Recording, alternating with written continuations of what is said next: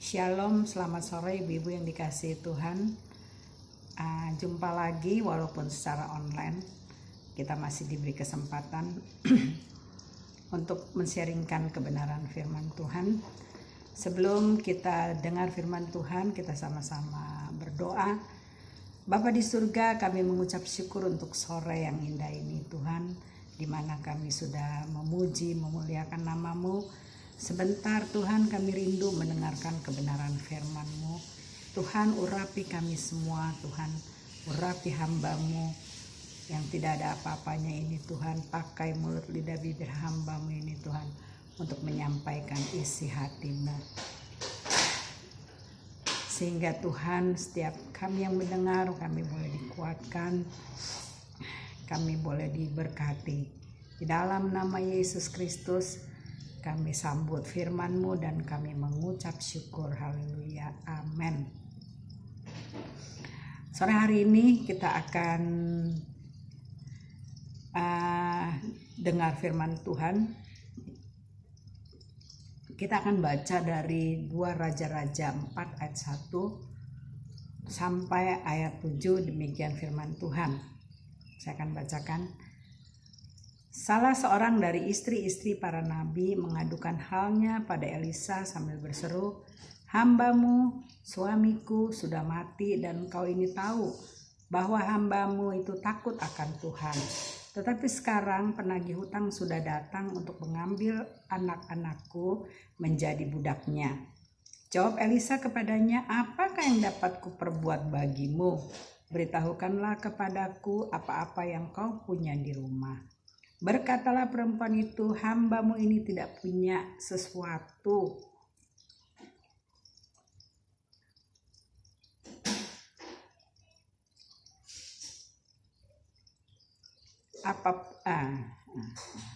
Berkatalah perempuan itu, hamba-Mu ini tidak punya sesuatu apapun di rumah." Ya, koma, untung aja koma. "Kecuali sebuah buli-buli berisi minyak." Lalu berkatalah Elisa, "Pergilah mintalah bejana-bejana dari luar daripada segala tetanggamu, bejana-bejana kosong, tetapi jangan terlalu sedikit. Kemudian masuklah, tutuplah pintu sesudah engkau dan anak-anakmu masuk, lalu tuanglah minyak ke dalam segala bejana, mana yang penuh angkatlah." Pergilah perempuan itu daripadanya, ditutupnyalah pintu sesudah ia dan anak-anaknya masuk, dan anak-anaknya mendekatkan bejana-bejana kepadanya, sedang ia terus menuang. Ketika bejana-bejana itu sudah penuh, berkatalah perempuan itu kepada anaknya, "Dekatkanlah kepadaku sebuah bejana lagi." Tetapi jawabnya kepada ibunya, "Tidak ada lagi bejana." Lalu berhentilah minyak itu mengalir. Kemudian pergilah perempuan itu memberitahukan kepada abdi Allah, dan orang ini berkata, "Pergilah, jualah minyak itu, bayarlah hutangmu, dan hiduplah dari lebihnya engkau serta anak-anakmu." Dari perikop ini saya akan beri judul, masalah adalah pintu masuk kepada mukjizat. Ya. Di ayat 1 katakan ini ada masalah ya. Jadi istri hamba Tuhan datang kepada Nabi Elisa, dia punya masalah, dia mengadukan masalahnya kepada Nabi Elisa ya. Jadi setiap kita ada nggak yang nggak punya masalah? Pasti punya masalah ya, karena setiap orang yang masih bernafas, masih hidup ya, selalu ada masalah. Ya, masalah itu menandakan satu kehidupan. Jadi kalau ada masalah itu menandakan ada satu kehidupan. Kita masih hidup ya, kita bersyukur ya. Jadi kalau ada masalah gitu kita jangan panik ya, kita bersyukur karena masih ada satu kehidupan ya. Kalau udah mati baru kita nggak punya masalah ya. Jadi bersyukur ya, kalau ada masalah artinya kita masih hidup. Nah, di sini dikatakan bahwa hamba Tuhan, suaminya itu seorang hamba Tuhan. Dia katakan, "Hambamu, suamiku sudah mati dan kau ini tahu bahwa hambamu itu takut akan Tuhan." Ya, ya suaminya dia itu seorang hamba Tuhan yang takut akan Tuhan. ya, yang sudah melayani Tuhan semasa hidupnya. Ya sekarang dia sudah meninggal gitu ya. Jadi artinya gini, masalah itu bisa datang kepada siapa saja ya. Bukan kita anak Tuhan nih, kita hamba Tuhan nih, kita pelayan Tuhan nih ya. Jadi kebal masalah, anti masalah, enggak ya. Masalah itu bisa datang kepada siapa saja ya. Seorang hamba Tuhan pun ya, seorang pelayan Tuhan pun ya bisa ada masalah ya. Jangan pikir oh saya mau udah rajin berdoa, rajin melayani Tuhan ya, berdoa siang malam, bisa sehari bisa berapa kali berdoa ya, saya melayani Tuhan kemana-mana ya, berarti bukan bebas dari masalah ya. Justru semakin kita dekat kepada Tuhan, semakin banyak masalah. Yang artinya di sini kan masalah itu adalah pintu masuk kepada mujizat ya. Jadi sebagai anak Tuhan, kalau datang masalah dalam hidup kita, artinya kita akan menerima mujizat. Kita akan melihat mujizat Tuhan dinyatakan di dalam kehidupan kita. Ya. Nah, di perikop ini ya, istri hamba Tuhan ini ya ketika dia punya masalah, dia enggak datang kepada tetangga. Ya, di sini dikatakan bahwa dia punya hutang, ya. Penagih-penagih hutang datang mau ngambil kedua anaknya, mau dijadiin budak, ya. Dia nggak lari sama tetangga, gue pinjem duit dong, anak gue nih mau dibawa sama penagih hutang nih, mau dijadiin budak, sambil nangis-nangis. Enggak, dia nggak pergi ke rumah saudaranya, ya. Dia nggak pergi ke rumah saudaranya yang kaya, dia nggak pergi. Kenapa? Karena kalau kita berharap sama pada manusia, ya, tetangga kita atau saudara kita, ya, ujung-ujungnya kalau kita nggak dikasih, kita kecewa, kita sakit hati, ya. Belum tentu dia juga punya uang, ya. Tapi ketika dia katakan nggak bisa, dia nggak punya uang, Anda kecewa, Anda sakit hati, ya. Jadi tepat sekali istri hamba Tuhan ini datang kepada kepada Nabi Elisa, ya. Dia tidak datang kepada tetangga atau kepada saudaranya yang kaya untuk meminjam uang, tetapi dia datang pada Elisa, pada Nabi, ya. Kalau zaman dulu kita datang pada Nabi, tapi zaman sekarang kita bisa datang kepada Tuhan, ya. Karena setiap saat kita bisa ketemu Tuhan, setiap saat kita bisa curhat sama Tuhan, ya. Jadi tepat sekali, ya, istri hamba Tuhan ini datang kepada Nabi Elisa, ya. Dan Nabi Elisa katakan, apa yang dapat kuperbuat bagimu? Beritahukanlah kepadaku apa-apa yang kau punya di rumah. Ya. Berkatalah perempuan itu, hambamu ini tidak punya sesuatu apapun di rumah. Ya, untung aja ini koma, ya. Kalau titik, udah nggak terjadi mujizat, ya. Koma, sesuatu apapun di rumah, kecuali sebuah buli-buli berisi minyak. Seringkali kita begitu tuh, ya. Selalu bilang nggak punya apa-apa, ya. Padahal kita punya kedua tangan, kita punya kedua kaki, ya. Kita dikasih tubuh yang sempurna, ya. Seringkali kita udah bilang belum apa-apa, udah bilang nggak punya apa-apa. Itu yang membatasi kuasa Tuhan bekerja dalam hidup kita. Ya, jadi katakan apapun yang kita miliki, kita katakan. Ya, di sini untungnya tuh gak punya apa-apa di rumah tapi koma, kecuali sebuah buli-buli berisi minyak. Jadi jangan sekali-kali ibu kita bilang gak punya apa-apa, ya.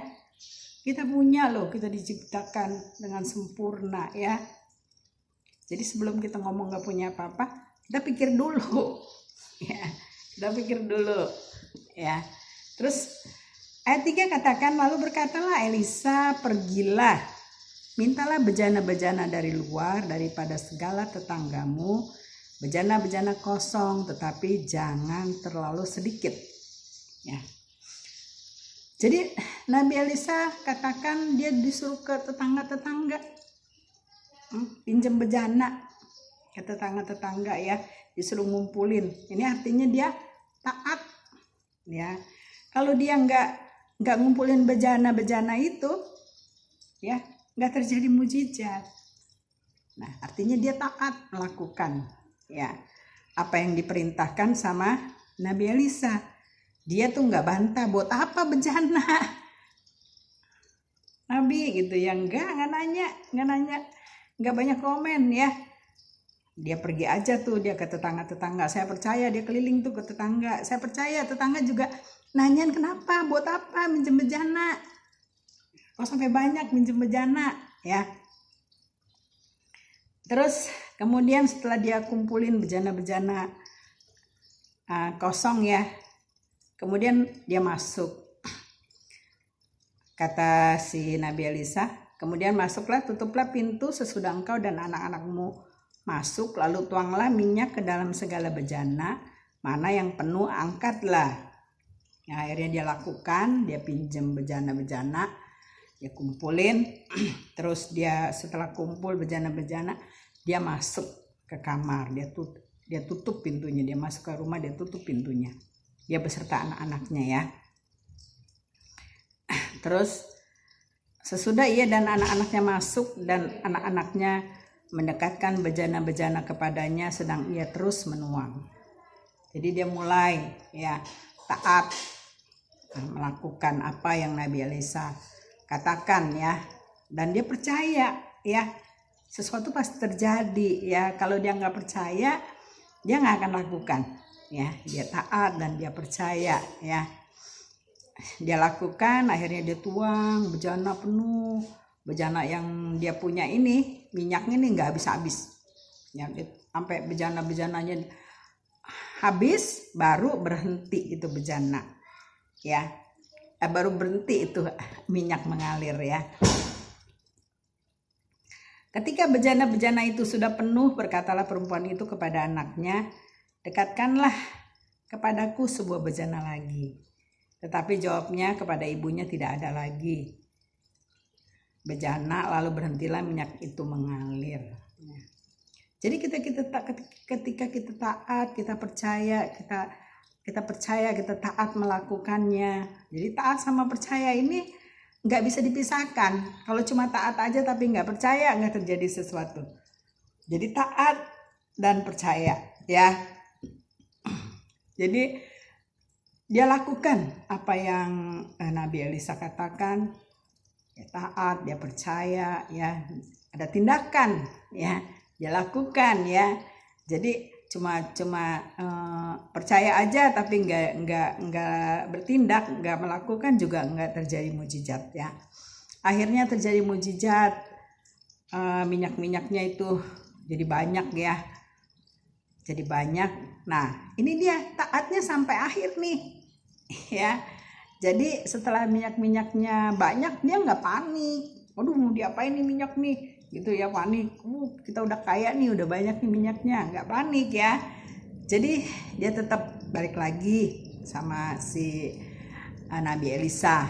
Dia katakan, kemudian pergilah perempuan itu memberitahukan kepada abdi Allah, dan orang ini berkata, pergilah, jualah minyak itu, bayarlah hutangmu, dan hiduplah dari lebihnya engkau serta anak-anakmu ya. Jadi ini dia taatnya sampai akhir nih ya. Jadi bukannya sekedar taat waktu melakukan apa yang Nabi Elisa katakan ya, setelah penuh gitu ya, setelah banyak minyaknya, dia nggak lupa diri ya. Dia datang lagi, dia minta nasihat lagi kepada Nabi Elisa apa yang harus dia perbuat dengan minyak-minyak itu ya. Dia nggak kalap ya, dia nggak panik ya. Terus dia taat, kata si Nabi Elisa, suruh jualah minyak itu, bayarlah hutangmu, dan hiduplah dari lebihnya engkau serta anak-anakmu. Kadang-kadang kita nggak inget nih tujuan kita. Misalkan nih kita punya utang orang nih, kita udah berdoa nih sama Tuhan ya, supaya dikasih berkat, supaya bisa bayar utang. Tapi ternyata ketika kita dapat berkat, kita nggak ingat lagi tuh sama utang ya. Kadang-kadang kita malah belanja yang enggak gitu ya. Beli TV baru, beli mobil baru gitu ya. Ini enggak loh. Ya, dia taatnya tuh sampai akhir. Ya, Nabi Elisa katakan suruh jual terus bayar hutang, dia bayar hutangnya.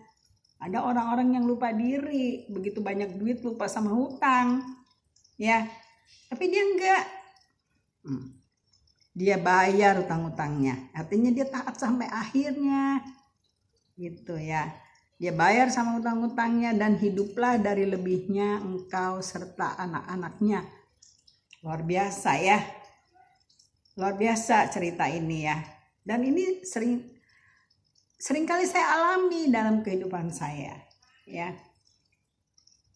Dan dikatakan di sini hiduplah lebihnya engkau serta anak-anakmu. Ya, jadi luar biasa mujizat Tuhan itu, ya. Di balik masalah itu ada mujizat. Ya. Masalah adalah pintu kepada mujizat. Ya, artinya kita mesti punya kunci untuk membuka pintu mujizat itu, yaitu dengan ketaatan, ya, dengan percaya, dengan ketaatan, dengan tindakan, ya, maka mujizat itu terjadi. Ya, mujizat pelipat gandaan, ya.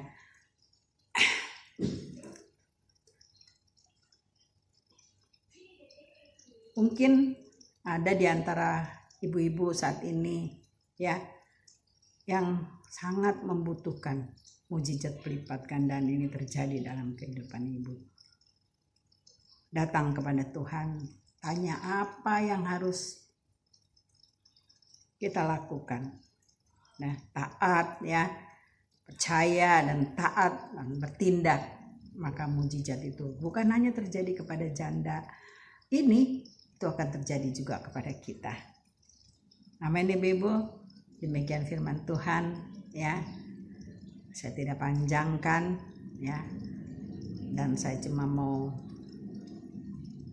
ingatkan bahwa inti dari firman Tuhan ini adalah satu, ya, setiap kita yang masih hidup, ya, selalu ada masalah, ya. Kita sebagai anak-anak Tuhan, kita sebagai hamba-hamba Tuhan, kita sebagai pelayan-pelayan Tuhan, bukannya berarti kebal masalah, bukan berarti anti masalah, ya. Justru kita sebagai anak-anak Tuhan, ya, masalah itu adalah kita bersyukur kita punya masalah, karena masalah itu adalah pintu masuk kepada mujizat, ya. Terus kita harus percaya, ya, apa yang Tuhan perkatakan kepada janji firman Tuhan. Kita percaya, ya, terus kita taat dan kita bertindak melakukannya apa yang Tuhan katakan, ya, dan terus taat sampai akhirnya, ya, sampai mujizat itu terjadi pun kita harus taat. Apa yang harus kita lakukan selanjutnya, ya, untuk berkat yang Tuhan sudah sediakan bagi kita. Demikian firman Tuhan, biar semua ini menjadi berkat bagi setiap kita. Tuhan, terima kasih Tuhan untuk kebenaran firman-Mu yang sudah kami dengar sore hari ini. Biar firman-Mu Tuhan Kau meteraikan dalam